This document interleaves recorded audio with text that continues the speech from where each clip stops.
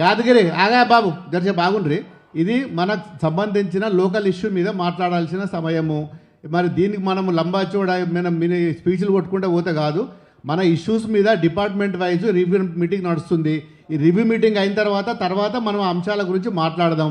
దయచేసి ఒకటి తర్వాత ఒకటి మన సంబంధించిన జిల్లాకు సంబంధించిన రివ్యూల మీద మాట్లాడండి. లోకల్ ఇష్యూల మీద మాట్లాడితే సభ గౌరవంగా ఉంటుంది తప్ప ఎవరు కూడా మాట్లాడద్దు. నేను వీళ్ళు వాళ్ళు అంటలేను, ఎవరు కూడా దీన్ని గౌరవంగా ఉంచాలి.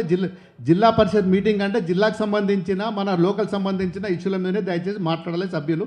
దాన్ని కంటిన్యూషన్ చేయండి, ఎవరు కూడా మాట్లాడద్దు. గత ప్రభుత్వం విమర్శిస్తుంటే డబ్బులు ఇవ్వలే కదా, ఇచ్చిర్రా? ఫ్లడ్ డ్యామేజ్ డబ్బులు ఇచ్చిర్రా? అగ్రికల్చర్ ఆఫీసర్ గారు వచ్చినాయా? వస్తే నేను సభ పక్షాన ఏవైతే గత ప్రభుత్వం చేసిందో వాటిని కంటిన్యూ చేస్తూ రైతే దేశానికి వెన్నుముక అని చెప్పడం జరిగింది గౌరవ సభ్యుడు. దాన్ని దృష్టిలోనే పెట్టుకొని మన తెలంగాణ రాష్ట్రాన్ని దేశంలోనే ఒక ఆదర్శవంతమైన రాష్ట్రంగా అందరం కలిసి పనిచేసుకున్నాం. అదే తరహాలో ఇప్పుడు కూడా మన తెలంగాణ రాష్ట్రాన్ని దేశంలో అగ్రగామిగా ఉంచడానికి ప్రజల అభిష్టం మేరకు ప్రభుత్వాలు చేయాలని మా గౌరవ సభ్యులందరూ కూడా కోరుకుంటున్నారు. కనుక అందరూ కూడా సహకరించి అధికారులు కానీ ప్రజాప్రతినిధులు కానీ ఈరోజు ఉన్న వాళ్ళు రేపు ఉండకపోవచ్చు, ఎవరమున్నా కూడా ప్రజల అభిష్టం మేరకే పనిచేయవలసిన అవసరం ఉంటుంది. ప్రజలు కోరుకున్న మార్పుని ప్రజల్లోకి తీసుకువెళ్ళి పేదరిక నిర్మూలన చేస్తూ అన్ని రంగాలలో కూడా గతంలో ఏ విధంగానైతే అభివృద్ధి సాధించుకున్నామో తెలంగాణ రాష్ట్రంలో అదేవిధంగా ముందుకు వెళ్ళాలని మా సభ్యులందరి కోరిక అని ఈ సభాముఖంగా తెలియజేస్తున్నాను. ఫీల్డ్ ఆఫీసర్స్ ఉన్నారు, మండల లెవెల్ స్థాయిలో వాళ్ళు ఫీల్డ్ మీద పోతలేరు. మండల స్థాయిలో ఉన్న మండల్ సంబంధించిన ఎవరైతే మీ అగ్రికల్చర్ హార్టికల్చర్ సంబంధించిన ఎవరైతే ఫీల్డ్ ఆఫీసర్స్ ఉన్నారో ఫీల్డ్ మీద విజిట్ చేస్తలేరు. సార్ ఒక చిన్న సబ్మిషన్ సార్ చేయలేదు. చాలా కంప్లైంట్స్ ఉన్నాయి. పర్టికులర్గా తోట మండలంలో చాలా మాకు కంప్లైంట్స్ వచ్చినాయి. తోట మండలంలో మరి ఎవరున్నారో ఒకసారి లేచి మాట్లాడమని వాళ్ళు ఎక్కడ ఇంప్లిమెంటేషన్ రిలేటెడ్ గా మీరు ఎక్కడ చేయలేదు సార్. ఇది సెలక్షన్ చేసి పెట్టుకున్నాము. 160 ఎకరాలు 34 మంది 7 చాలా మందికి తెలియదు.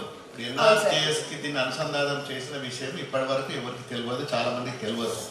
మీ అధికారులు పోయి ప్రాపర్ గా మీటింగ్ పెట్టి మండల స్థాయిలో ఫార్మర్స్ తో మీటింగ్ పెట్టి చెప్తే వాళ్ళకి అర్థమవుతుంది. డ్రిప్ కు సంబంధించిన సబ్సిడీ తెలియదు, ఎక్కడెక్కడ ఇచ్చినో ఏ మండలంలో తెలియదు. మీరు ఏం చేస్తున్నారంటే జిల్లా హెడ్ క్వార్టర్ సిద్దిపేట ఉంటే సిద్దిపేట మట్టుకే మీరు పనిచేసుకొని పోతున్నారు. మరి ఇక్కడ ఉస్నాబాద్ కానీ గజ్వేల్ కానీ దుబ్బాక కానీ మీరు లోపలికి వెళ్ళట్లేదు, ఎవరిని కలవట్లేదు, ఏ మండలంలో కలవట్లేదు. సిద్దిపేట మట్టుకు ఒక్కటి మాత్రమే సిద్దిపేట రూరల్, సిద్దిపేట దగ్గర ఉన్న నంగనూరు, చిన్నకోటూరు ఈ 2-3 మండలాలకు మాత్రమే చేస్తుంది తప్ప వేరే ఎక్కడ కూడా ప్రాపర్గా పోతలేరు, పనులు అవుతలేవు. మీరు వేరే అన్ని మండలాలకు ప్రాపర్గా తిరగండి, అన్ని కాన్స్టిట్యున్సీలు ఈక్వల్గా పనిచేస్తే జనాలకు తెలుస్తుంది. ఎన్ఆర్జీఎస్ అనుసంధానం చేసింది ఇప్పటి వరకు తెలియదు. అది కూడా మీకు తెలిసే విధంగా మీరు ప్రెస్ మీట్ పెట్టి అందరికి చెప్పండి. రైతులతోటి ఒకసారి కోఆర్డినేషన్ చేసుకుంటే బాగుంటుంది. Thank you. అంటే ఇప్పుడు దుబ్బాకల కేసీఆర్ స్కూల్ బిల్డింగ్ కన్స్ట్రక్షన్ చేసి బాగా మంచి రూమ్లతో గ్రౌండ్ ప్లస్ 2 ఫ్లోర్స్ కట్టింది. దానికి సంబంధించిన స్కూల్ షిఫ్ట్ అయిపోయింది. ఆ స్కూల్ షిఫ్ట్ అయింది. క్లాస్లో దాదాపు హై స్కూల్లో ఒక 6th, 7th, 8th, 9th, 10th అదొకటి ఉన్నది. అప్పుడు వొకేషనల్ క్లాసెస్ ఒకటి నడుస్తున్నాయి. రిమైనింగ్ ఇంకా దాదాపు 25-30 రూమ్స్ పెండింగ్, దాంట్లో ఫుల్ఫిల్ చేయలేదు. నేను మొన్న పోయి విజిట్ చేసిన ఫస్ట్ టైం ఆ స్కూల్లో. స్కూల్ బ్రహ్మాండంగా ఉన్నది, దాని మెయింటెనెన్స్ లేదు, దానికి స్కాలెండర్ లేరు, అటెండర్ లేరు, ఎవ్వరు కూడా స్వీపర్లు కానీ ఎవరు లేరు. నెంబర్ 1. ఇంకొకటి, ఇప్పుడు దుబాయ్లో చాలా స్కూల్స్ ఉన్నాయి. ప్రైమరీ స్కూల్స్ కానీ, హై స్కూల్ కానీ, జూనియర్ కాలేజ్ కానీ, డిగ్రీ కాలేజ్ కానీ అన్ని స్కూల్స్ ఉన్నాయి. నేను మొన్న అందరినీ ఆ స్కూల్ హెడ్ మాస్టర్లతోటి విలేజర్స్ తోటి మీటింగ్ పెడితే అది ఫుల్ఫిల్ చేయాలంటే degree college, junior college, high school, primary school, vocational school ఏదైతే ఉన్నదో, కాలేజ్ ఏదైతే ఉన్నదో ఇవన్నీ కూడా దాంట్లో షిఫ్ట్ చేసి దాన్ని బాగా మెయింటైన్ చేసినట్టయితే ఫుల్ ఫ్లెడ్గా ఉంటుంది. రూమ్ సబ్స్టెంట్గా ఉన్నది, ఫుల్ ఇన్ఫ్రాస్ట్రక్చర్ బాగున్నది, క్లాస్ రూమ్ సైజ్ పెద్దగా ఉన్నది, ఫర్నిచర్ ఉన్నది.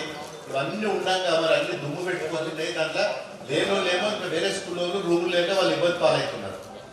అవన్నీ మీరు పోయి ఒక రివ్యూ పెట్టి ఏ స్కూల్ షిఫ్ట్ చేస్తే బాగుంటుంది, దాంట్లోకి ఎన్ని రూమ్లు ఉన్నాయి, ఎంత ఫర్నిచర్ ఉన్నది, దాన్ని మెయింటైన్ చేసుకోవడానికి ఏం కావాలి, టాయిలెట్స్ ఏంటి, డ్రింకింగ్ వాటర్ ఏంటి పూర్తిగా పరిశీలించి దుబాక టౌన్లో ఉన్న స్కూల్స్ అన్ని ఒకటే స్కూల్కి షిఫ్ట్ చేస్తే మరి అది మనకు యూజ్లోకి వస్తుంది, ఖరాబ్ కాదు.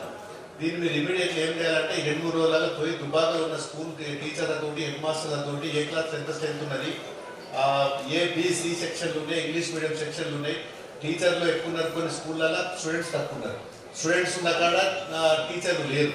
ఇదన్నీ సాగ్రిగేట్ చేసి దాన్ని అదొక మంచి ఎడ్యుకేషన్ అప్ అవుతుంది. కాబట్టి మీరు ఇమీడియట్లీ అదొకటి చేయండి, మోడల్గా బాగుంటుంది. మరి అంత మంచి స్కూల్ కట్టినందుకు దానికి రిజల్ట్ సరిగా లేదు.